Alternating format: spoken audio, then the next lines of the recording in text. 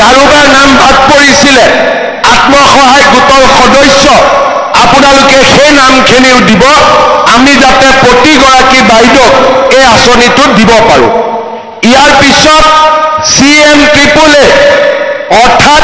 ডেকা লৰা ব্যৱসায় বাণিজ্য কৰিবৰ বাবে 2 লাখকৈ টকা আজি যোৱা বছৰ আমি বাক্সাত 400 লৰাক দিছিলো আজি মই একেকোবে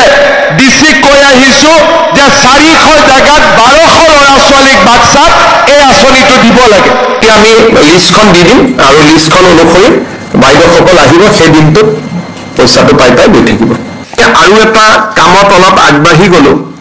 আপোনালোকে জানে যে আমাৰ মহিলা আত্মসহায়ক গোটসমূহক আমি সদস্যসকলক 10,000 টকাকৈ দিয়াৰ এটা প্ৰতিশ্ৰুতি দিছিলো লাখপতি বাইদেউ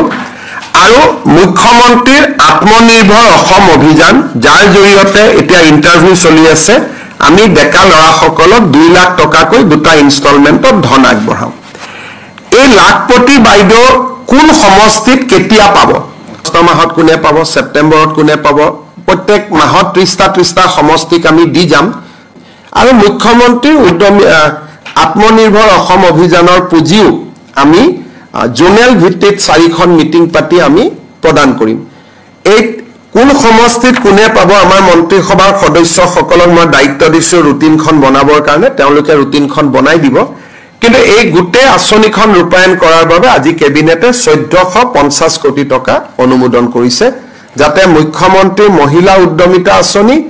আৰু মুখ্যমন্ত্ৰীৰ আত্মনিৰ্ভৰ অসম অভিযান আমি ৰূপায়ণ কৰিব পাৰো 3000 কোটি টকা যোৱা বছৰে অনুমোদন দিয়া হৈছিল গতিকে সৰ্বমুঠ 4500 কোটি টকাৰে এই দুইখন আঁচনি ৰূপায়ণ হ'ব আত্মনিৰ্ভৰ অসম অভিযান মহিলা উদ্যমিতা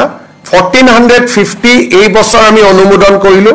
যোৱা বছৰ 3000 অনুমোদন কৰা আছিল গতিকে যিমান টকাৰ প্ৰয়োজন আছিল গোটেইখিনি টকা